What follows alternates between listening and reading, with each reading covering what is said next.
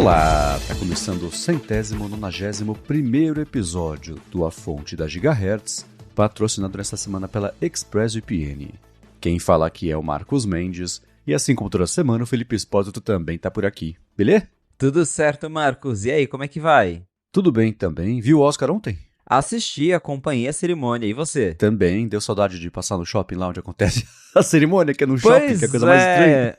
Exato, só conseguia pensar, caramba, eu meio que já passei pelo tapete vermelho ali do Oscar, né?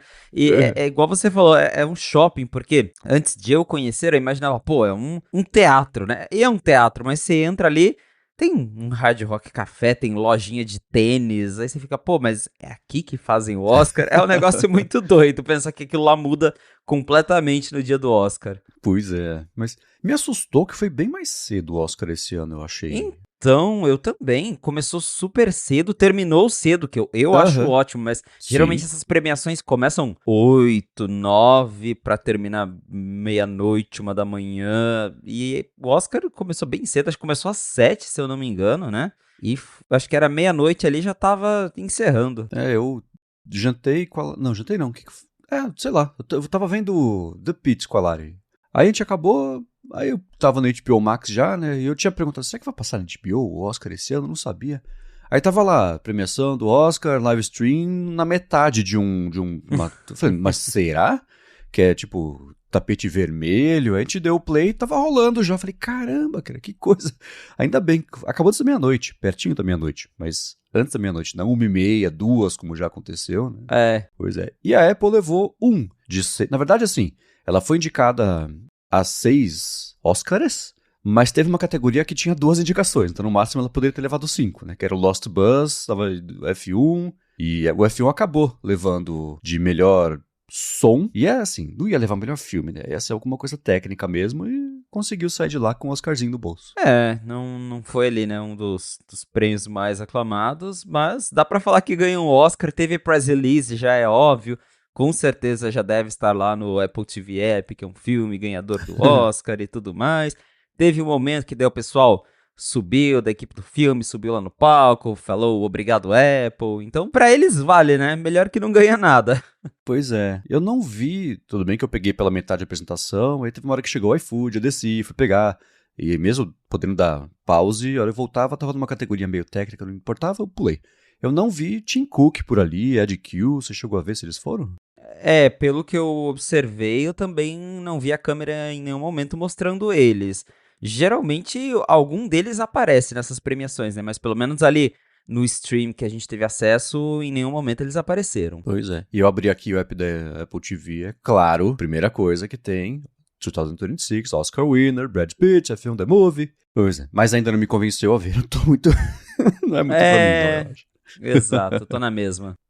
Muito bem. Agora uma coisa que nós dois também vimos, mas você viu com muito mais profundidade do que eu, foi o Galaxy S26 Ultra com a sua tela de privacidade. E aí? Pois é, até tínhamos comentado que você chegou aí na loja, ver, tá em pré-venda aqui no Brasil, mas a Samsung já colocou o mostruário. E eu tive a chance de testar mesmo, a Samsung me mandou o S26 Ultra na cor roxo, não vou lembrar o nome, mas é roxo.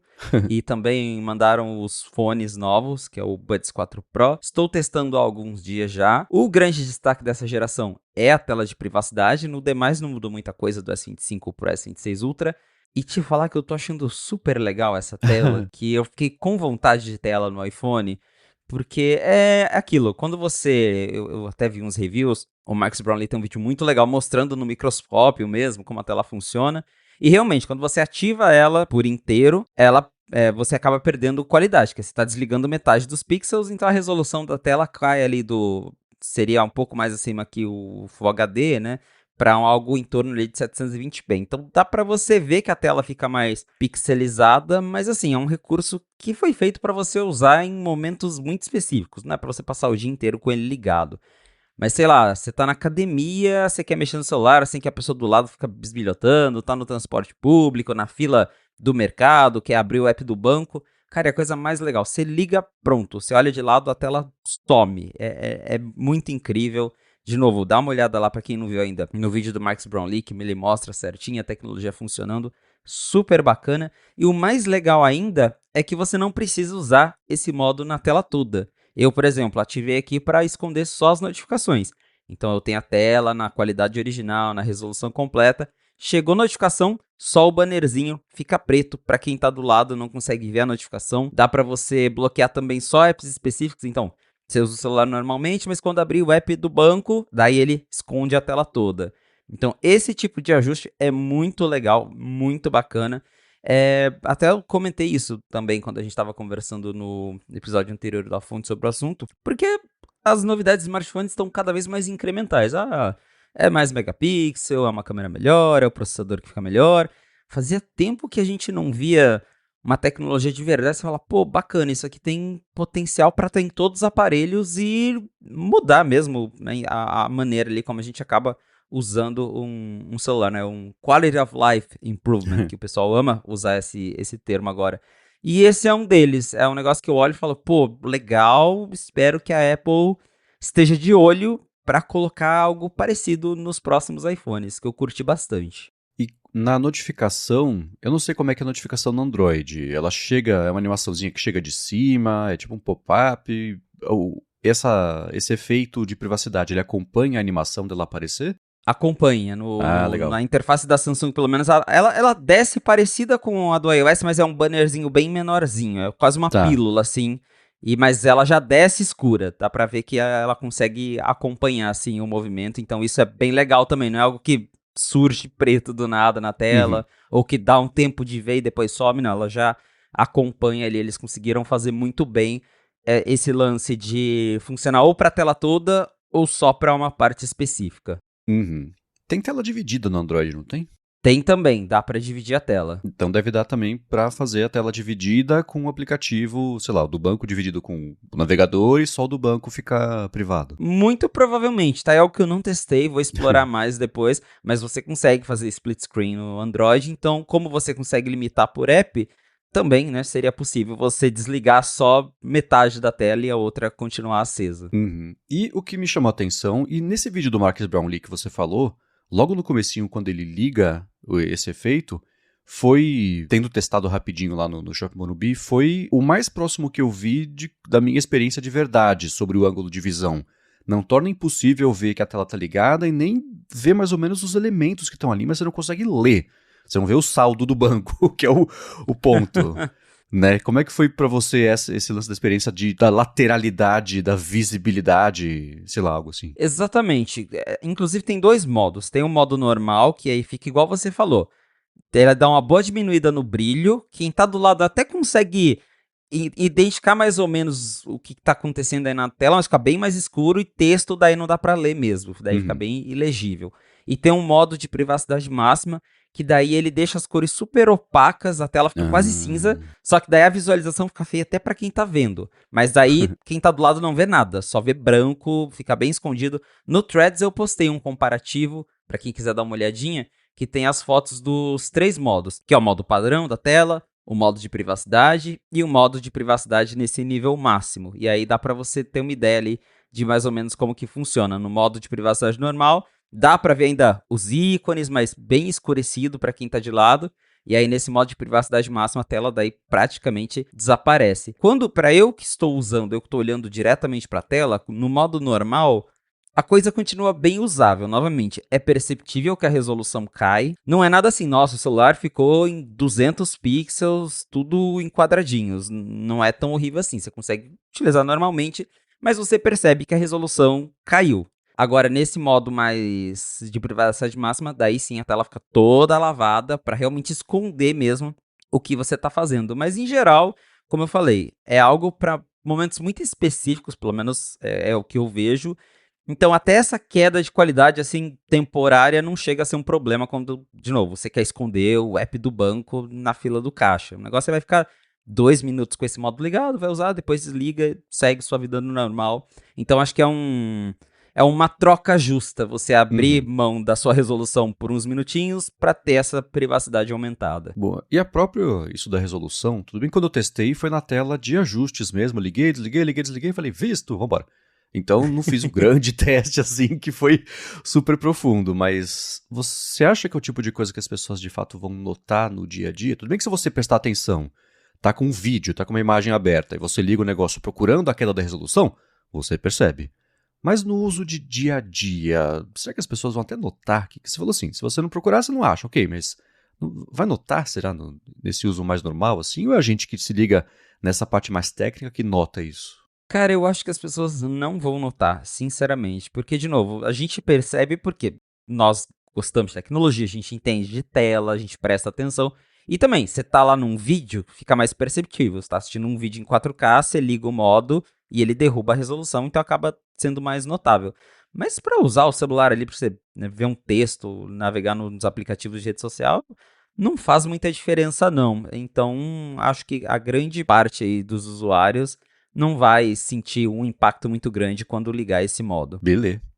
Agora, eu tenho um follow-up também. Lembra da semana passada que eu ia fazer um teste por uma semana gostando ou detestando do modo compacto das abas do Safari? E aí? Rolou. Tô usando. Olha No primeiro só. dia eu estranhei. E ajudou muito que tem uma coisa no Safari, que a Apple implementou já faz um tempo, ela é meio chatinha de mexer, que é a configuração mesmo de quais são os botões e como você quer que os botões apareçam ali na interface de nova aba, avançar, voltar, atualizar. Aí tem o espaçadorzinho, que é o espaço em branco que você coloca, se arrasta. É chatinho de mexer. Mas eu reconfigurei um pouquinho aqui essa barra e funcionou. Acho que agora eu vou voltar nessa semana, fazer o teste contrário, voltar para o modo padrão, sei lá como é que chama, modo clássico, e ver o que eu acho. Mas tem funcionado bem aqui esse modo compacto. O que eu estranho ainda é que quando você vai abrir, sei lá, você está com 4 ou 5 abas abertas no modo compacto. Você clica ali na aba que já é a barra de endereços mesmo, né? A janelinha que aparece embaixo com seus favoritos, coisas assim, ela é pequenininha e fica posicionada junto da aba, não ocupa toda a área do Safari. Isso é meio estranho, abre só um pop-upzinho pequenininho assim, isso é um pouco estranho. Mas também, você acostuma meio rápido e tô gostando, tirando a minha rejeição inicial a tudo, que é o meu modus operandi. A hora que eu passei a acostumar, eu falei, tá, beleza, tô gostando, funcionou. Eu já tentei usar pouco, eu não me dispus a fazer um teste mais aprofundado igual você. Uhum. No primeiro momento também me deu uma rejeição. Falei, não, prefiro continuar no que eu tô acostumado.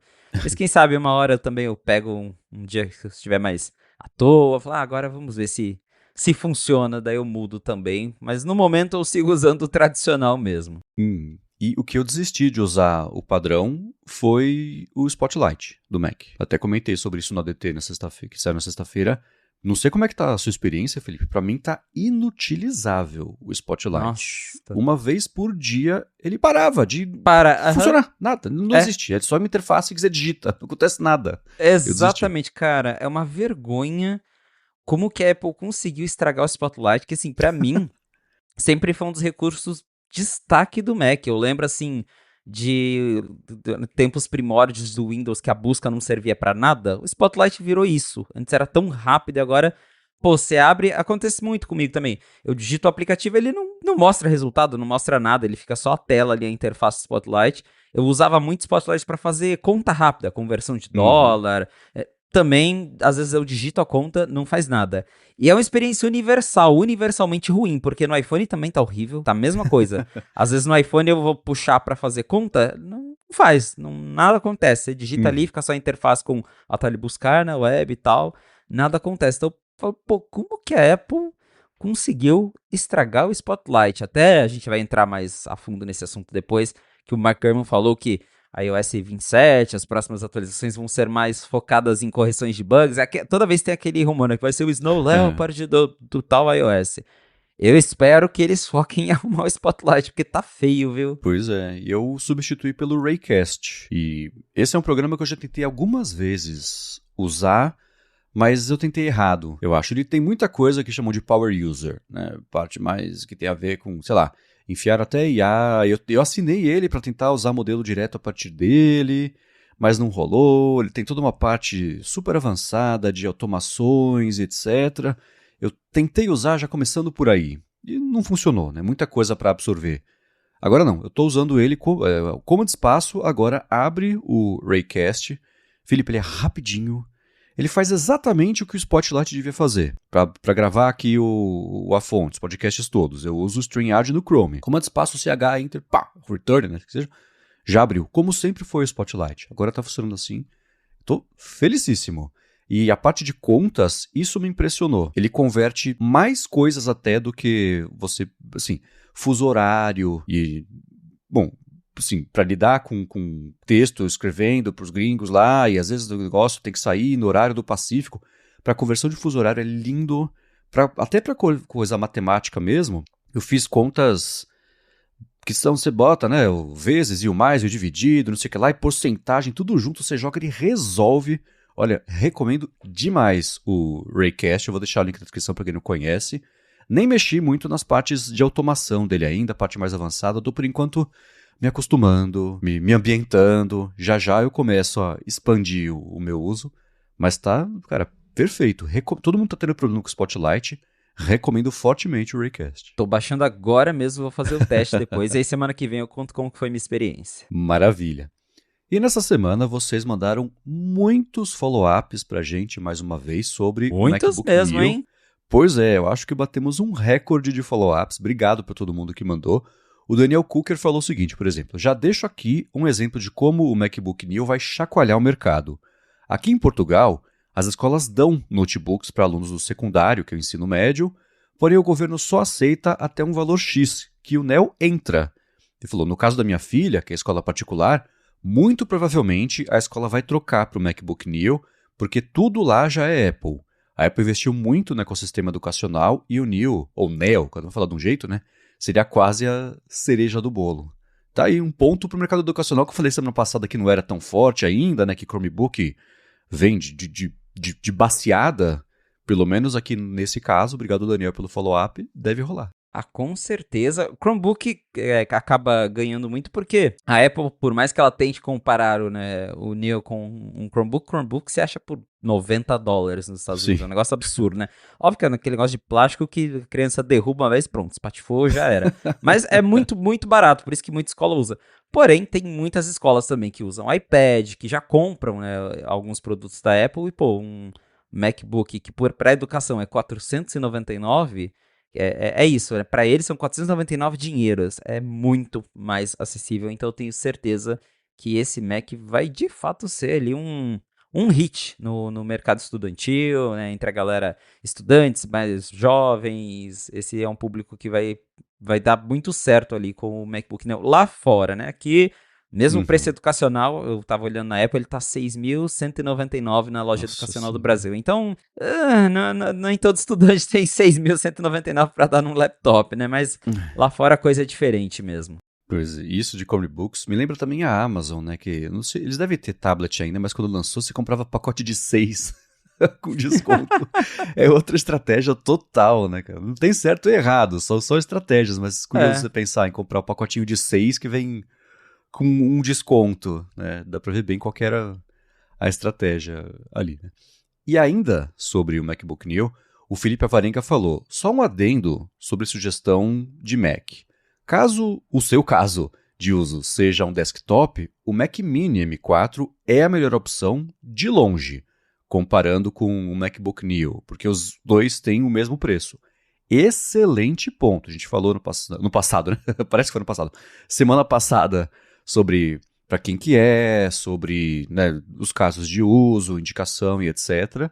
E nos Estados Unidos, sem dúvida alguma, aliás, o Mac Mini, quando ele saiu no ano passado, retrasado, acho que foi no passado, o M4, ele foi assim como o MacBook Neo está sendo universalmente elogiado porque ele existe, o Mac Mini foi elogiado como o melhor computador de entrada que você consegue comprar, inclusive contando PCs. Se você pegar especificações, hoje deve estar um pouco diferente, né? Mas na época, preço versus especificação, ou você pagava $600, né? Por um PC fuleiro, ou você comprava um PC com as mesmas specs do Mac Mini 4 e ia pagar milão. Então ele saiu muito bem elogiado. Tá difícil achar Mac Mini agora nos Estados Unidos, né? Porque pois é. O pessoal do OpenClaw tá varrendo o mercado. Até fiz na sexta-feira uma simulação. Em Nova York, tá com prazo de entrega de uma semana. O Mac Mini base ali, o que você não configura nada, o que a Apple faz de baseada, tá faltando, porque todo o povo do OpenClaw, que era o... Como é que... Já esqueci os outros nomes. Tá comprando de balde para usar em casa, deixar um agente de IA rodando. Mas o ponto é, Felipe, excelente ponto. Se o caso é o caso de uso de ter um desktop, o Mac Mini sim, ele é mais máquina, com certeza. Exatamente. Eu acabei de olhar aqui numa loja dessas de importação. Cara, o Mac Mini M4 base tá saindo R$ 3.800. Nossa, tá. Para padrões atuais é muito barato. Com 3.800 você não consegue montar uma máquina Windows equivalente com a mesma performance do M4. Então, para quem tá acostumado com desktop, vale a pena. Mas aí eu entendo também que é nichado, porque hoje em dia, né, o usuário comunzão mesmo acaba preferindo laptop do que desktop. Mas para quem já tem seu monitor, já que tem seu mouse, seu teclado, aquele Bring Your Own Keyboard Mouse, eu adorava quando o Steve Jobs falava aquilo. Para quem já tem o setup em casa, o Mac Mini é sim uma ótima opção, muito barato pelo desempenho que ele oferece. E, ao contrário do Neo, já vem com 16 GB de RAM. Então, além do chip mais potente, tem mais RAM. Acaba compensando mais para quem trabalha com IA, vai fazer edição de vídeo. É uma opção muito boa mesmo. Eu tava pensando sobre esse lance de desktop versus laptop. Já bateu 10 anos que eu não tenho um desktop, que eu só uso o MacBook para tudo, MacBook Pro, né, para tudo. E é curioso pensar que todo o dinheiro que eu ganhei na última década veio de um laptop e não um desktop formado bonitão, né, com um monitor, um tecladão. Não, é esse que eu pego, preciso sair, enfio debaixo do braço, vou ali, trabalho um pouquinho, né, em viagem e coisa assim, e podcast, etc. Tudo resolveu com ele. Sei lá, só observação, achei curioso. Pois é, eu também tô nessa, viu? Eu sempre, faz muito tempo que eu não tenho mais desktop também, nos mais de 10 anos com um MacBook. E resolve a vida, principalmente agora com o Apple Silicon, né? Porque até voltando ali na época do Intel, você ainda tinha que abrir mão de performance para ter um laptop. Não tinha jeito, né? O laptop era mais fino, esquentava. Pô, agora você tem um MacBook Pro, ele tem a performance do que o Mac Mini, que o Mac Studio tem. Então, você liga no monitor externo, resolve a vida. E eu, particularmente, quando saiu o Mac Mini, eu tive um FOMO de ter o Mac Mini. Eu falei, pô, que bonitinho, fofinho, deve ficar lindo aqui na mesa. Mas a verdade é que, pô, manter 2 Macs dá preguiça. Você tem que manter os 2 atualizados com os mesmos programas, os mesmos arquivos. Então, muito melhor você ter um MacBook Pro bom, que você pluga no monitor se precisar. E aí vai viajar, vai sair, vai trabalhar fora, despluga, tá tudo ali, resolve a vida, né? Então, acho que muita gente hoje acaba optando por laptop por ser mais prático, porque hoje você não precisa mais abrir mão de desempenho para ter um laptop. Se ter um já é preguiça de administrar, faz uma semana que ele falou, posso atualizar hoje à noite? Eu falei, cara, não, vou estar trabalhando, depois eu atualizo. Agora não, exato. E também sobre o MacBook Neo, o Luan Martins falou o seguinte, eu vi o vídeo também do Marques Brownlee e concordo em partes. Ele fala, sou usuário de Windows e quero meu primeiro Mac, porém o meu uso não é diário, e mesmo que eu usasse para trabalhar, aí ele fala, sou vendedor de carros, meu uso seria bem básico e o MacBook Neo seria perfeito, já que é majoritariamente navegador, web e WhatsApp. Estou considerando seriamente comprar um, obviamente o preço é o que manda, e para mim um ponto que me pega um pouquinho é só não ter o teclado retroiluminado, já que o meu Dell tem, e eu cacei ele só por isso. Aí é difícil, né? Mas também não é o meu uso à noite, não faço esse tipo de uso. Então é um bom ponto, né? É o tipo de os trade-offs das trocas que a Apple fez pelo menos o caso do Dan Martins ia pegar essa falta de teclado com iluminação, né? Pra você usar ele mais escurinho ali. Esse é um ponto que acaba pegando pra todo mundo, de todos os trade-offs ali que você tem do Neo, esse do teclado é um dos que mais chama a atenção, porque estudante às vezes usa o notebook em qualquer lugar e acaba sendo útil ter o teclado retroiluminado, mas ele é um ótimo, bom primeiro Mac para quem tá vindo de Windows principalmente, vai ter ali o seu primeiro contato. É uma máquina excelente que tá acima do padrão dos laptops da mesma faixa de preço. Se você pegar ali, olhar laptops hoje, aqui no Brasil, de R$ 4.000, que eu acho que é o preço que daqui a pouco você vai encontrar o Neo por aí, é tudo laptop de plástico, com tela ruim, câmera ruim, trackpad ruim. Então ele acaba sendo acima da média desses outros laptops. Para quem vai usar para estudo, navegação básica, que é o uso de muita gente, acredito que ele vai super bem. Mas uma dica para o Luan também, se ele quer o primeiro Mac e está a fim de gastar menos, você ainda encontra o Air M1 por aí nas lojas, lacradinho, ainda tem loja que tem estoque, que a Apple vendia até esses tempos lá no Walmart, em algumas lojas nos Estados Unidos. E os preços também são bem bacanas. Tipo assim, eu já vi loja vendendo por 4.300. Então, o Air M1, né, ele é super equivalente ao A18 Pro do Neo em desempenho, né, muda pouca coisa entre eles. Então, para quem quer um primeiro Mac e até o Air M1 acaba tendo o teclado retroiluminado, pode ser uma boa para o Luan, por exemplo, que, né, quer ali algumas coisas a mais que o Neo oferece. E um ponto rapidinho, eu fico me perguntando sobre a diferença que deve fazer o fato do teclado ser branco. Porque o MacBook Pro, as teclas são pretas e o glifo que tem ali, as letras, essas são brancas. Ele reflete muito pouco. No MacBook Neo, é o contrário. As teclas são brancas, muito mais refletivo. Vocês entenderam? Então, a própria tela ligada deve facilitar um pouquinho ali estar lendo. Não substitui, obviamente, um teclado retroiluminado, que é muito mais fácil de ver. Mas pode fazer uma diferença. Quem usar, conta pra gente, tá? Também sobre o MacBook Neo, o Marcelo Iraco falou o seguinte: Oi, só pra dizer que eu uso um iMac 2011 relíquia e que meu namorado quer jogar fora, mandar pra reciclagem. E também um MacBook Pro de 2013 e que esse novo lançamento Neo é perfeito pro meu uso, ele disse, que é bem esporádico. Aí também não tem o que discutir, né? Aí é melhor trocar mesmo, o Neo vai dar bom na certa. Mas eu conheço muita gente que tá nessa situação, que tem Mac super antigo, aquele MacBook Air antigão ainda lá de trás. Pra essa galera, o Neo tá excelente, né? Você vai ganhar tela retina, vai ganhar vários outros benefícios, um chip bem mais potente que qualquer processador Intel. Então, daí a troca, né, não precisa nem pensar, vale a pena.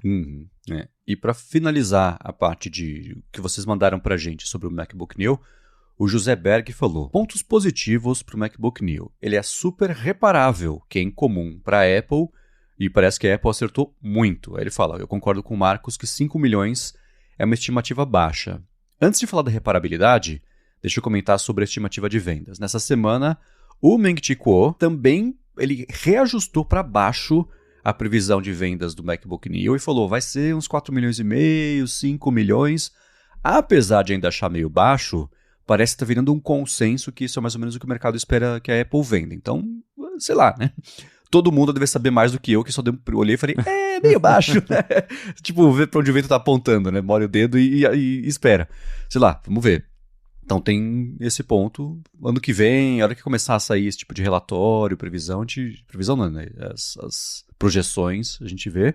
Mas sobre reparabilidade, sim, saíram vários teardowns. Teve daquele Phone Repair Guru, teve do próprio iFixit também. Todo mundo surpreso positivamente com a modularidade, flexibilidade de...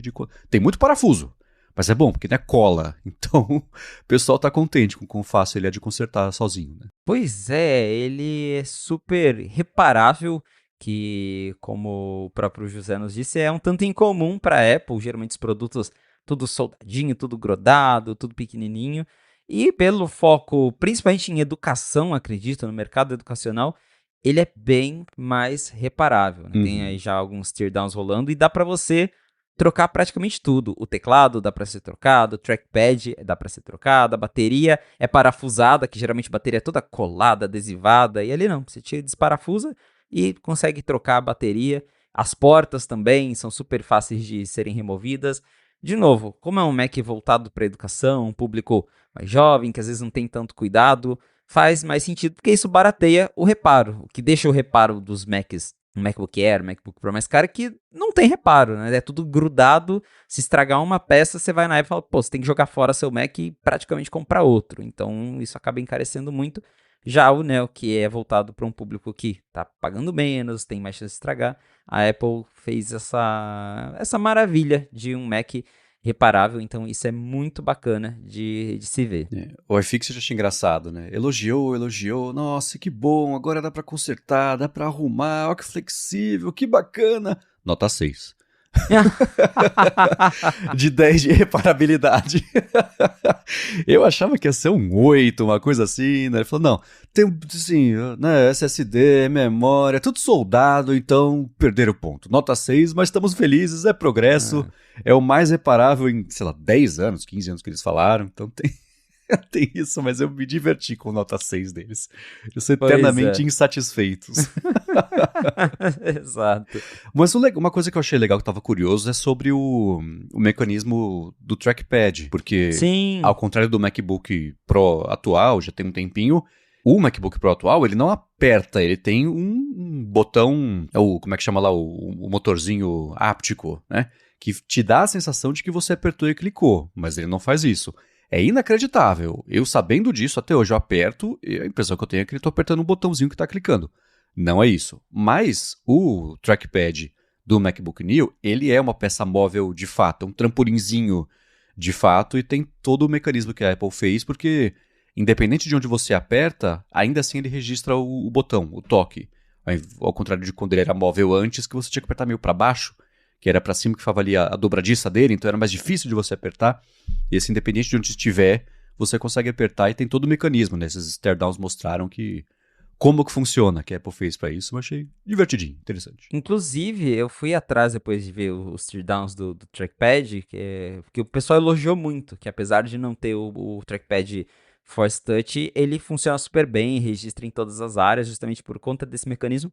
E ele é muito parecido com o do Magic Keyboard do iPad Pro antigo, que também tem um mecanismo assim, que é um botãozinho no centro e o mecanismo funciona de um jeito que, independente da área que você pressione o trackpad, ele meio que levanta inteiro para encostar no botãozinho. Então, por isso que funciona super bem. A Apple pegou essa ideia do iPad, basicamente melhorou e colocou ali no MacBook Neo para cortar custos. Então, assim, não testei ainda, mas todo mundo está falando que usando assim no dia a dia, o trackpad é super bom, responsivo e você não sente tanta diferença para um trackpad Force Touch dos Macs mais caros. E para finalizar aqui, passar régua nesse segmento, a gente vai deixar na descrição alguns dos reviews e vídeo e texto explorando, fazendo o próprio review, né, do MacBook Neo.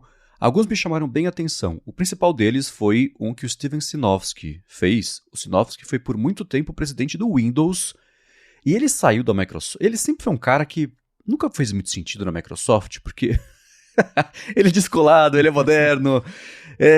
Sei lá, o perfil nunca funcionou assim. Depois que ele saiu da Microsoft, ele se importa zero em falar dos problemas que rolaram. E ele saiu de lá, foi junto de quando saiu o Windows 8, que foi um problemão. E ele sempre foi um cara muito franco, assim. Ele tem o blog dele, de tempos em tempos escreve textos que espalham. E ele escreveu sobre o MacBook Neo.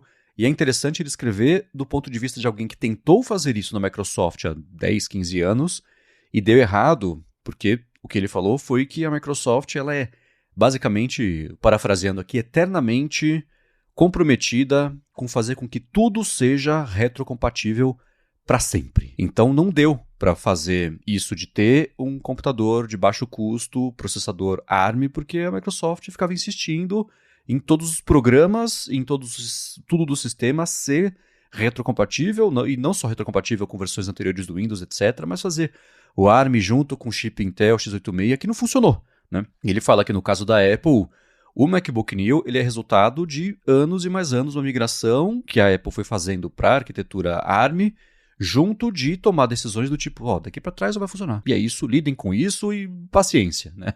E que ele não conseguiu fazer isso na Microsoft. Então, o texto inteiro ele elogia muito, né? Tem duas partes do texto, basicamente. Uma ele falando do computador, como é bom de verdade, e ele tem uma parte que ele fala assim, que eu achei muito bacana, que o MacBook Neo não precisa melhorar nas próximas versões. Ele só tem que continuar excelente, porque ele é, sabe? Eu achei muito bacana esse jeito de descrever. E a segunda parte é ele falando sobre como a gente bateu na trave com isso na Microsoft, mas estruturalmente nunca teria funcionado uma coisa dessa na Microsoft, porque dependia de decisões tomadas anteriormente que não foram tomadas para fazer o produto existir. Como na época nem o Windows e nem o hardware estavam prontos para tentar fazer esse tipo de salto. Então ele olha meio para trás com, não arrependimento, mas fala, puxa, a gente teve tanta chance ali de fazer isso, mas o mercado não se importou e a Microsoft não soube fazer. Achei bem interessante esse texto, vai estar na descrição. Isso do timing também conta muito, né? Porque é isso, computadores ARM não são uma novidade exatamente, mas o timing da gente agora ter um chip de celular que é super barato para produzir, que tem o desempenho de um chip de computador, Isso acaba contando muito para a Apple conseguir lançar o MacBook Neo do jeito que ele é. Então, mas é realmente uma análise bem, bem legal, principalmente por essa visão de que, como você bem notou aí, a Microsoft é conhecida por querer manter o legado, o Windows é todo cheio de legado, porque eles tentam ao máximo não quebrar a compatibilidade com coisas muito antigas. Você consegue rodar jogo de 2000 no Windows atual. E a Apple chega uma hora que ela fala, não, a partir de ano que vem, tal app desse jeito não vai mais rodar, vocês que atualizem ou vão ficar sem rodar o app. Então, são jeitos diferentes ali de lidar com essa parte de sistema, mas que acabam influenciando também nos produtos que eles lançam. Tem uma parte que ele fala, se você tentar rodar um Excel 3, no Excel 4 voltado para o Windows 3, você consegue rodar isso no Windows hoje, o que é absurdo. Você não consegue fazer isso no Mac. Aí ele fala, eu não sei nem se consegue ou não, aposto que não, mas aqui é retórico, é só para colocar o ponto que a Microsoft tenta ainda até hoje fazer esse tipo de coisa e que a Apple é mais desprendida disso, tomar essas decisões que tendem a ser criticadas quando acontecem, mas aí permitem que coisas como o MacBook Neo exista. Eu vou deixar aqui também um review que é bem interessante do, como é que ele chama? O Tyler Stallman, que é um fotógrafo e videógrafo, e ele começa, dá pra ver que ele começa o review achando que ele vai pra um lado, mas na metade do vídeo vai pro outro, porque ele percebe durante o vídeo que o negócio é melhor do que ele imaginou. Ele abre todos os programas de cara, a primeira coisa que ele faz, eu vou abrir todos os programas aqui que vêm instalados nele, e daí pra frente eu vou começar a tratar foto, tratar vídeo, fazer edição de vídeo 4K. Ele tinha certeza que o negócio ia engasgar, e não engasga, e vai.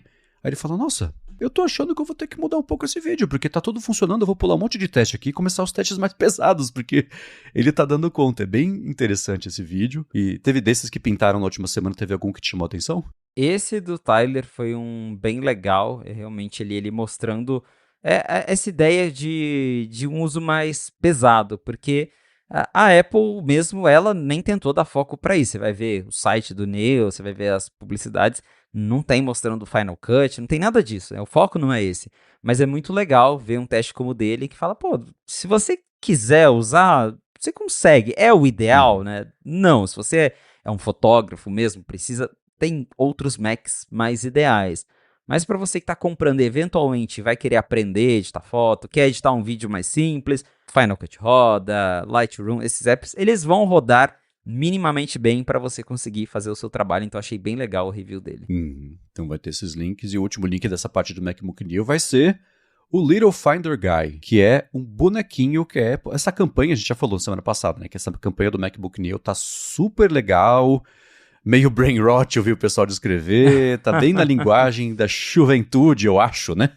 De TikTok, coisa assim, os efeitos sonoros, tudo muito legal. E num dos vídeos tem um personagenzinho que a Apple fez, que é um Finderzinho, que a galera pirou. Se a Apple fizesse isso, vendesse como tipo um Funko Pop nas Apple Stores, assim, ia vender feito água, né? Que bonitinho que eu achei. Essa campanha inteira tá muito legal, mas o Little Finder Guy, super divertido.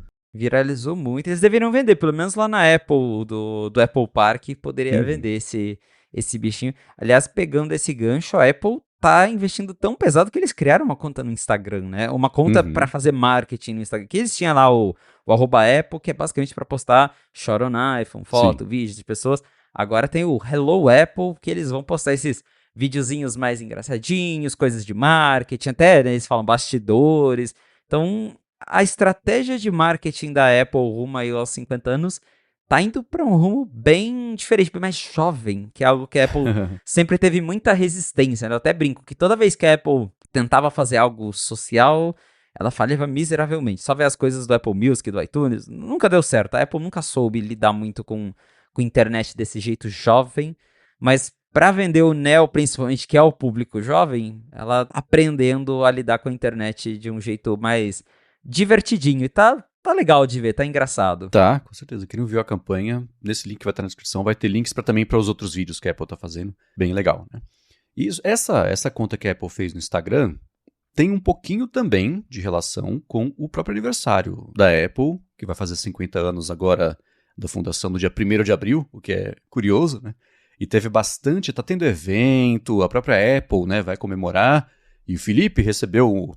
Né, também o Felipe tá com muitos recebidinhos, né? Recebeu também uma parte aí, uma parcela dessa comemoração, a gente vai falar sobre isso. Mas antes eu vou agradecer a ExpressVPN, que está mais uma vez patrocinando a fonte, que segue oferecendo um mês de graça para você experimentar o serviço e depois, se você assinar o plano anual, eles dão 3 meses extras para você usar no fim desse ano, só porque você foi em expressvpn.com/afonte para assinar e deixar os seus dados mais protegidos. Porque quando você usa um Wi-Fi público, o do shopping, o do hotel, do Airbnb, o do avião você paga, mas ainda assim os seus dados são coletados, são a parte do preço dessa conexão e vai saber o que acontece com eles. E o que são os seus dados?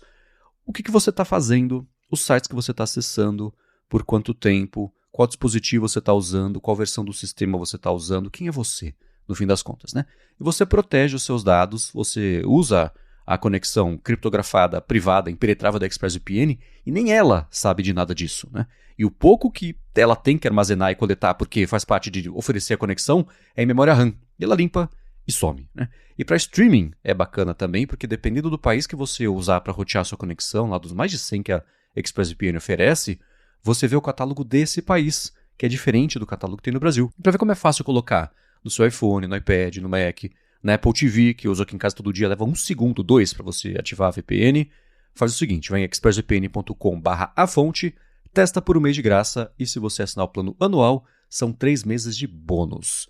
Muito obrigado, ExpressVPN, pelo patrocínio de mais esse episódio da Fonte e pelo apoio a toda Gigahertz. Valeu, ExpressVPN! Muito bem, nessa semana o Felipe fez inveja ao mundo inteiro e a mim também com um recebidinho do David Pogue, um livro que é sobre os primeiros 50 anos da Apple e pelo que eu vejo em fotos e vídeos, livro bonitão, grandão, colorido, cheio de foto e com muita entrevista também e até fatos inéditos, né? Exatamente, ele lançou um livro ali, né, são os 50 primeiros anos da Apple, foi lançado na semana passada. Eu tive o privilégio de receber uma cópia enviada um mês antes do lançamento. Que legal. Então, tive que ficar em segredo, né? Mas já estava lendo o livro. Ainda não terminei, que são 600 páginas. É um livro denso, grande, mas é muito bacana porque ele é cheio de fotos, fotos nunca vistas antes, entrevistas exclusivas. Inclusive, assim, não é um livro oficial da Apple, mas a Apple meio que autorizou ele, porque tem várias entrevistas com executivos da Apple, inclusive. O David Pogue fez um evento para lançar o livro e tava lá o Craig Federighi, o Joss, tinha uma galera da Apple lá no lançamento, que o pessoal que participou ali, né, concederam entrevistas. Ele agradeceu a Apple, inclusive, por... É algo muito raro a Apple liberar executivo para dar entrevista, muito menos para escrever um livro, né? E a Apple liberou toda essa galera justamente ali por... Né, o David Pogue é um cara muito renomado, inclusive já passou pela Macworld há muito tempo, então muito legal. Sim. Ter essa informação também, passou por vários lugares grandes, e o livro realmente vale super a pena para quem, não só para quem gosta de Apple, mas para quem gosta de tecnologia, história de grandes empresas, vale a leitura, porque tem essas histórias novas, algumas que a gente já conhecia, outras novas, ele também acaba desmentindo ali alguns mitos que circulam por aí, ele foi atrás de uma, é verdade, tal historinha, não, isso aqui não é verdade, mas vale super a leitura, eu tô adorando o livro. Bem legal, a hora que eu for lá pra fora eu vou acabar comprando também, tô bem interessado. E só uma pessoa que não foi entrevistada aparentemente foi o Tim Cook, que ele tentou falar e aí a Apple não cedeu o Tim Cook ali, foi o que eu vi pelo menos, ou pelo menos ele convenceu, teve um lance desse de que Tim Cook foi uma baleia difícil ali dele pescar pra fazer o livro. E esse evento foi no Museu de História da Computação lá nos Estados Unidos semana passada e contou com presença também ali na entrevista. Primeiro, do Ronald Wayne, que é o terceiro cofundador da Apple, que desistiu depois de 10 dias e virou história tipo o Quinto Beatle, o Pete Best, assim, que, sei lá, né, a história poderia ter sido bem diferente se tivesse tomado uma decisão e continuado ali, né. Teve também a participação do John Sculley, que foi o CEO da Pepsi, que o Steve Jobs convenceu a ir para a Apple e depois eles brigaram, o John Sculley como CEO demitiu o Steve Jobs, ele ficou fora um tempo, fez a Next. O Avi Tevenian, que foi da parte de hardware por um tempo, de chips. O Chris Espinosa, que é o 8º funcionário da Apple e está lá até hoje. E pois teve uma transmissão no YouTube, eu vou deixar o link aqui na descrição, que foi um evento bem legal. O David Pogue, ele é um cara que ele é muito engraçado. Ele genuinamente... Ele me lembra o Edson Celulari, pra começar. Eu olho pra cara dele e parece o Edson Celulari. E ele é um cara divertido, ele não tem vergonha de ser cringe, não sei. Chegou no final do evento, ele tá tocando lá rap, só que com uma letra como se fosse da Apple. Cara, ele é divertido, vale ver esse vídeo. E as entrevistas são bacanas, né? Todo mundo ali na mesma vibe, tudo os cabeça branca ali, que viveram, trabalharam na época, viram história. Então, tem isso que é bacana, e próprio o livro também é um excelente presente de Natal, pra algum nerd da sua vida, uma coisa assim. Pois é, né? Bem bacana. E pra quem, assim, o Marcos mesmo falou que vai viajar, você consegue comprar pela Amazon. A Amazon do Brasil importa ele e livra isento de imposto. Então, tá R$ 218, que não é barato, ok. mas se você converter é o valor que ele custa lá fora, que é Sim. $40. Então, R$ 218 você compra, deve chegar umas 2 semanas. Eu já comprei muito livro da Amazon de fora, entrega no Brasil sem imposto. Então, fica aí a dica que dá pra conseguir aqui já. Boa, ótima dica. Lembrando que a versão em inglês, claro, que ainda não Ah. tem versão traduzida, né? Mas pra quem domina o inglês, tá aí. Pra quem não domina o inglês, tá aí uma ótima oportunidade pra começar Também, exato. a exercitar, né? E a própria Apple também vai fazer celebrações. É engraçado que eles estão pedindo desculpas por quebrar a regra de não olhar para o passado. Toda a comunicação da Apple sobre isso, a gente não tem de fazer isso, mas poxa, 50 anos é uma marca importante, etc. E a Apple fez um show na Grand Central Station, lá em Nova York, um show meio surpresa, não anunciou com tanta antecedência, ela só falou, dia tal vão fechar a loja, na sexta-feira, né? A loja da Grand Central, e é muito doido que ela tem uma loja ali, que você vai na Grand Central, aquele lugar lindo, e num dos lados dela tem uma Apple Store ali, né? Você sobe uma escadinha e tá ali, assim. E a Apple falou, dia 13, sexta-feira, vão fechar pra um coiso. Não falaram o que ia ser. Internamente, inclusive, tá? Nem eles sabiam. Internamente estava lá só que a Apple estava fechada por emergência, uma coisa assim. Tipo, não deixaram vazar pra ninguém, né? E aí no dia brotou um piano vermelho lá, e aí dava pra ver já o setlist, eram músicas que estavam associadas a Alicia Keys, e no fim das contas ela fez um evento, a Grand Central. Bom, ela já é tipo a Sé, né? Ela já já é lotada por natureza, lotou ainda mais. Sinto pena de quem só precisou passar por ali pra pegar um trem, pode ter perdido o trem, porque tava uma loucura ali a Grand Central, tocou uma meia dúzia de músicas, estava lá Tim Cook, etc. A Apple já gerou muito material. E a própria Apple falou, essa foi só uma das celebrações que a gente vai fazer ao longo do mês inteiro, no mundo inteiro, para comemorar esses 50 anos. E eu nunca nem liguei muito pra Alicia Keys, mas pelo evento na Grand Central, que é um lugar lindo e tudo mais, deu uma invejinha de quem pôde ir, viu? Parece que foi bem legal ela cantando New York. Então, eu vi muita gente falando, pô, Marcos, pera aí, plantão, Marcos. Isso é real? A Apple introduced AirPods Max 2? Eita! Caramba, vamos fazer um plantão? Vamos fazer um plantão, já tocou musiquinha. Do nada chegou a notificação do Newsroom, eu falei, não é possível. Bom, te saltou o quê? Uns 2 minutinhos aqui, enquanto a gente percebia o que estava acontecendo. É, essencialmente, um lançamento que o Felipe até observou isso agora há pouco. Torna inexplicável o lançamento recente dos AirPods Max, que foram, tipo, a versão 1,5. Essa é a 2 com o chip H2 e pareamento de recursos e um cancelamento de ruído melhor, né? É basicamente isso? Essencialmente isso, pelo que tá falando aqui, é o mesmo design, mesmas cores, mesmo tudo, mas agora tem o chip H2. Aquele AirPods Max USB-C foi um negócio bizarro, né? Quase uma chacota, porque levou tanto tempo para atualizar, e aí continuou com o mesmo hardware de antes, mas com a porta USB-C, e agora ele tem um chip H2 que melhora o cancelamento de ruído, suporta live translations que os AirPods Max não tinham. Os recursos mais moderninhos de AirPods agora estão disponíveis. Preço é o mesmo, $549 nos Estados Unidos, que continua caro. E a Apple disse que começa a vender dia 25 de março. Inclusive é curioso que esse chama AirPods Max 2, né? A versão USB-C era assim, AirPods Max, abre parênteses, USB-C. Né? Agora é AirPods Max 2, que é a mesma coisa, mas com chip... Enfim, tá aí. AirPods Max novos pra quem quer. Quando que foi lançado o outro? O USB-C foi em 2024. Nossa. Faz um tempinho. Achei que tinha sido ontem, assim. Eu também, exato. Então tá, faz sentido, né? Tem dois iPhones novos desde lá pra cá, mas... Pois é. E mostra o quê, né? Pra algumas coisas a Apple consegue guardar segredo ainda, porque não tava...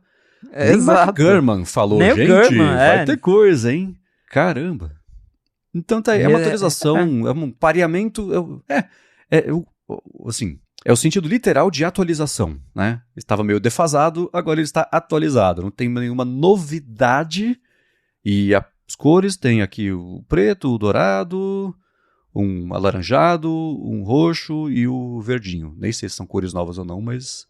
Eu acho que são as mesmas que eles lançaram com a versão USB-C. Tá, ok. Ou tons muito parecidos, que a Apple tem, ela muda o tonzinho, mas é essencialmente a mesma coisa com um chip melhor. Tá, e vai estar disponível em mais de 30 países e regiões a partir do dia 25 de março. Então é provável que o Brasil esteja nessa leva. Deixa eu ver assim. Eu encontrei aqui já, se você clicar em comprar, aparece para os preços, R$6.590. Então, cara, dá para comprar um MacBook Neo, olha só. E não tem data mesmo, tá assim, confira em breve a disponibilidade. Inclusive, uma coisa que eu achei muito irônico nas imagens de marketing que algumas pessoas notaram. A menininha usando o MacBook Neo com os AirPods Max. A pessoa falou, o fone é mais caro que o computador, né? Pode crer. Mas tá aí, um lançamento surpresa. Muito bem. Obrigado a Apple por não ter lançado isso às 2 da tarde pra fazer a gente gravar correndo. Exato. E bom, de volta então no nosso plantão gravado ao vivo aqui. A própria Apple ela publicou até uma carta, o Tim Cook publicou uma carta lá no site, na home do site da Apple, e ela falando que a gente não olha para o passado, porém a gente vai comemorar aqui, e vai ser ao longo do mês no mundo inteiro. Essa comemoração do Grand Central foi só uma das coisas que ela planejou, mas não tem rumor ainda sobre onde mais e quem mais vai fazer show, né? Ficou meio em aberto, assim, tipo, vamos fazer mais. Eu imagino que, como eles fizeram na Grand Central, a ideia é fazer mais eventos nas flagships ao redor do mundo, né? Então eu imagino, por exemplo, a loja lá de Milão, que é linda também, é icônica. Eles têm algumas lojas muito lindas ao redor do mundo. Acho que eles vão escolher essas justamente para chamar mais a atenção. Acho difícil imaginar um evento na Apple Morumbi, mas vai que, né?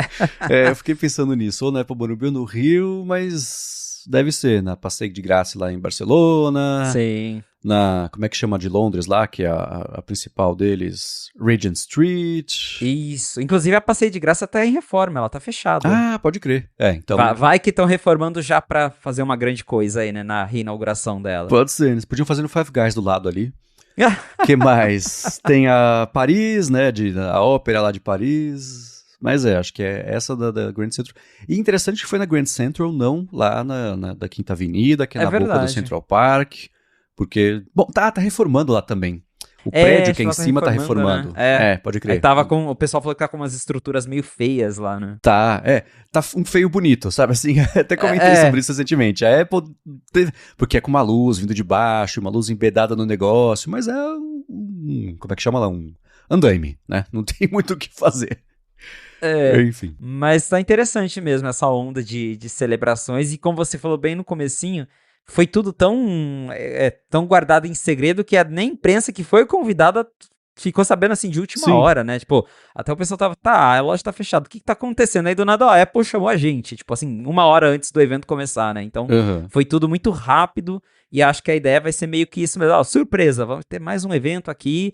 E tinha umas placas lá que o pessoal viu que o evento era gravado, obviamente. Então, muito provavelmente a Apple vai fazer um vídeo dos 50 anos e vai ter cenas desses eventos depois. Ah, sim. E uma coisa que não... E a Alicia Keys, ela tem uma relaçãozinha já com a Apple. Tem. Foi com ela que a Apple fez o primeiro clipe imersivo pro Apple Vision Pro. O pessoal deu uma caçada lá durante o evento e não viu aquelas câmeras específicas de gravar pro Vision Pro. Mas tinha muito iPhone gravado, o iPhone também grava vídeo espacial, né? Então... vai que tem alguma coisinha assim, né? E falando em Vision Pro, nem estava aqui na pauta, mas você deve estar bem ligado e acompanhando o lance do Flight Simulator ultra realista, que é um negócio da NVIDIA que vai dar pra rodar, né? Sim, cara, aquilo deve ser muito legal. Aquilo me deu vontade, assim, de testar finalmente um Vision Pro. E pra quem não sabe o que é isso, você vai saber explicar muito melhor que eu, porque você se liga em avião. Não é o Flight Simulator.app, né? É um outro programa. Isso, se eu não me engano é o X-Plane, que é o concorrente ali do Flight Simulator, que é da Microsoft, mas também é um simulador de avião, que é desses bem... chega a ser usado por profissionais mesmo, né? Tem gente que brinca como videogame, mas ele é um simulador completo, dá pra você fazer toda ali a operação. E tem ali agora uma nova API no visionOS 26.4, que tá em beta, que vai adicionar suporte a uma tecnologia da NVIDIA, que basicamente vai permitir rodar o X-Plane no Vision Pro, e aí você vai poder entrar dentro da cabine do avião. E o que eu achei super legal é que ele vai usar ali, né, a realidade mista para detectar não só suas mãos, mas se você você consegue comprar a cabine do avião para montar ali, para fazer o simulador, né? O manche, os controles. E se você tiver esses acessórios, ele vai reconhecer e vai sobrepor eles Que na legal. imagem virtual para você realmente estar ali vendo o avião virtual e ao mesmo tempo usando os controles físicos que você já tem. Para quem não só para quem curte aviação como hobby, mas para quem realmente é piloto e gosta de usar simulador para treinar, para fazer teste, pô, isso é legal pra caramba. Acho que é um dos usos bem específicos assim que o Vision Pro faz muito sentido, né? Total. Isso deve ter mais detalhes hoje, porque vai rolar a WWDC da NVIDIA, chama GTC, que é a GPU Technology Conference, começa hoje, vai até acho que o dia 19, uma coisa assim, e é uma tecnologia que está associada a uma coisa da NVIDIA, então vai ter mais detalhes hoje, com certeza. Então, quem estiver escutando isso e tiver visto já notícia disso hoje também, é por isso, detalhes vão sair hoje. E seguindo em frente aqui, com o que pintou nessa última semana, o Mark Gurman disse que a Apple, né, o Felipe falou isso no comecinho do episódio, não deve trazer muitas novidades em relação ao iOS 27, isso ele falou no fim de semana, mas ele disse também duas coisas sobre o Liquid Glass. Uma já era totalmente esperado, não vai mudar. Para quem não está gostando do Liquid Glass agora, paciência, é a vida, e não vai ter uma grande mudança, mesmo com o Steve LeMay, que agora é o líder da parte de design gráfico e de software da Apple. A segunda coisa, e essa foi para surpreender e pegar todo mundo meio falando, nossa, né? É que o Steve LeMay foi um dos principais defensores e proponentes do Liquid Glass. Não foi uma coisa assim, Alan Dye, que não sabe fazer layout, ele só sabe fazer pôster, e por isso, e as caixas de produto da Apple, lógico que ele ia fazer um bom sistema, ele fez o Liquid Glass, que é uma porcaria e não funciona, agora Steve LeMay, Jesus Cristo, veio aqui e vai salvar a gente? Não. O LeMay foi o proponente, então é outro motivo pelo qual não vai mudar. Podem mudar algumas coisas, mas ele não é, né, essa salvação que todo mundo partiu da premissa de que ele seria só porque é uma coisa nova. Ele que tentou fazer, pode ser que ele ajude a tornar melhor, Sim. mas vamos segurar as expectativas, né? Uma coisa não está tão associada à outra assim. Eu acho extremamente provável. Sempre achei que fosse mudar radicalmente de um ano para o outro. Claro que podem ter refinamentos, eu acho que cabem muitos refinamentos no Liquid Glass. Que ele em si é uma interface que eu acho legal, moderna, trouxe um ar novo para o iOS, mas tem a parte do contraste, que em algumas áreas a Apple ainda não conseguiu acertar muito bem, algumas coisas de efeitos. Isso eu acho que deve ser refinado, mas é óbvio que não vão mudar, não vão abandonar o Liquid Glass. E isso da mudança ali, né, da saída do Alan Dye, eu acho muito engraçado, porque o Alan Dye saiu na semana seguinte, qualquer coisa que a Apple fez, olha só que legal, o Alan Dye já saiu, a Apple já mudou isso. Eu falei, gente, o que o Alan Dye fez vai ficar lá na Apple por muitos anos, né? MacBook Neo, tudo isso vai ter dedo do Alan Dye por muito tempo, assim como quando o Johnny Ive saiu, o dedinho dele continua lá e continua até hoje na Apple, né? Coisas que ele fez. Então, não é do dia pra noite que essas coisas acontecem, né? Então, não adianta esperar uma outra grande mudança, que não vai ser bem assim. Mas isso que o Gurman falou, que a Apple estava estudando colocar um slider para ajustar a intensidade do Liquid Glass, achei interessante, porque isso resolveria a vida de todo mundo, né? Porque a Apple chegou a colocar aquelas duas opções, que é o Liquid Glass e o modo opaco, que lembra mais o estilo antigo do iOS, que não deixa tão transparente. Mas tem gente que sempre é do contra, não, eu queria mais assim, queria mais assim. Parece que a Apple tá testando um slider que vai, igual tem na lock screen, que você consegue deixar o relógio mais ou menos transparente, que a ideia é colocar isso para o sistema todo, para você deixar mais a sua cara. Isso daí já deve acalmar os ânimos de quem não tá feliz nem com uma opção, nem com outra, mas de resto, pelo que o Gurman dá a entender, a atualização vai ser mais focada em corrigir bugs, em arrumar o sistema. Espero que arrumem o Spotlight, pelo amor de Deus. Se for a única novidade do ano, eu já vou estar feliz. Exatamente, do que uma grande mudança radical. E é interessante que, né, antes a gente falava tanto de Apple Intelligence, que agora também parece que nem meio que tanto faz, né? Já ficou meio batido, sei lá. Eu tava pensando nisso esse fim de semana. Saiu uma matéria do Azinco, como é que ele chama? Já lembro o nome dele. Que é um analista desses que é muito das antigas. E ele falou que, essencialmente, o fato da Apple não ter investido em IA foi uma jogada de gênio, porque agora ela consegue usar dos outros de um jeito. E eu não sei se eu já usei essa analogia aqui, mas eu discordo totalmente desse jeito de retratar a situação. Porque é aquilo de... Acho que eu já falei sobre isso aqui, que assim... Se você não fez a lição de casa e o professor faltou, você não é espertão que você não fez a lição de casa e quando seus amigos bobões fizeram e perderam tempo. Não, você não fez a lição de casa que você devia ter feito. Você deu uma sorte danada. É meio isso, sabe? Assim, é claro que é muito bom estrategicamente para a Apple não ter gastado uma grana para fazer um modelo, né, de fronteira e vai usar o Gemini, que o Google gastou uma grana e vai, entre aspas, gastar 2 bilhões que seja, que ela nem vai gastar. Ela pega de desconto lá do que o Google já paga para ela.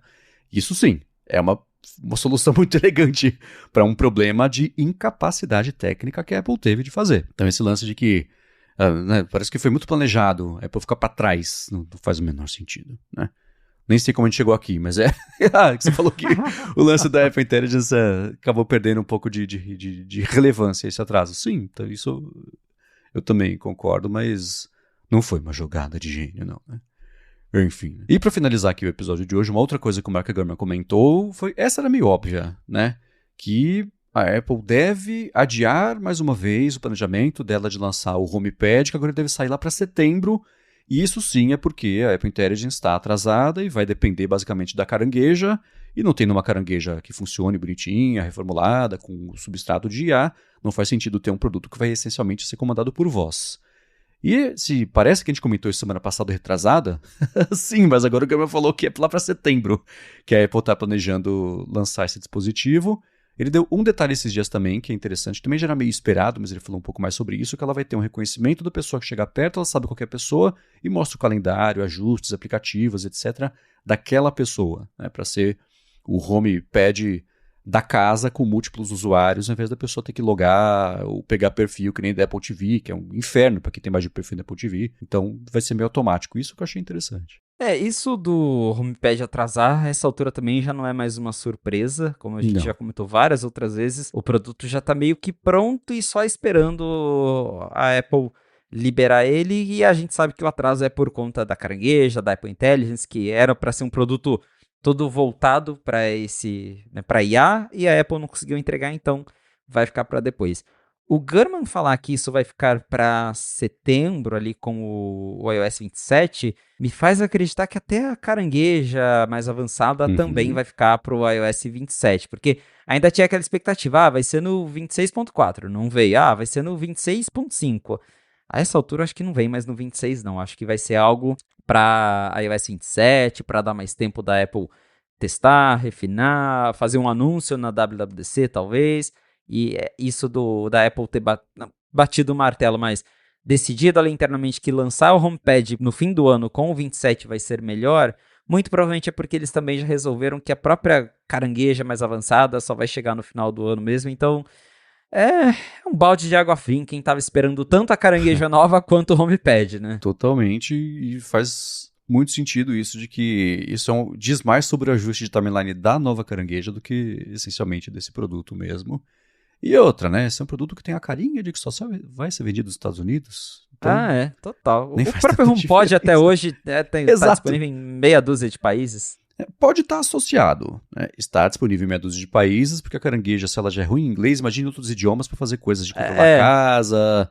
Qualquer um que tenha interagido uma vez com a carangueja já sabe qual que é o problema, né? Então pode ser que com ela um pouco mais inteligente, a Apple sinta mais confiança de lançar o HomePod, nem que seja um mini, que é a porta de entrada, né, para um pouquinho de ecossistema da Apple em mais países. Mas nesse momento, uma coisa está meio atravancando a outra, né? Exatamente. Muito bem, para achar os links de tudo que a gente comentou nessa semana, inclusive o que acabou de sair dos AirPods Max, você encontra aqui na descrição do episódio também em gigahertz.fm/afonte/191.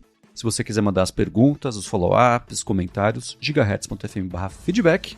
Obrigado a ExpressVPN pelo patrocínio do episódio de hoje, a quem deixa review, a quem deixa avaliação, quem recomenda a fonte, e a você, Felipe, por semana após semana, ajudar todo mundo, inclusive eu, a fazer sentido do que está saindo lá de Cupertino. Valeu, Marcos, e obrigado à audiência por ter ficado com a gente até o final de mais um episódio do A Fonte. Se você quiser me encontrar nas redes sociais pra gente bater um papo, é só me procurar no @felipe.exposto, lá no Instagram e no Threads. Boa, para falar comigo, MVC Mendes lá no Threads, eu apresento por aqui o Área de Transferência e o Área de Trabalho, apresento para a Lura o IA sob o controle e vocês me encontram no 9 to 5 Mac. Obrigado mais uma vez pela audiência de vocês e a gente volta na segunda que vem. Um abraço e até a próxima.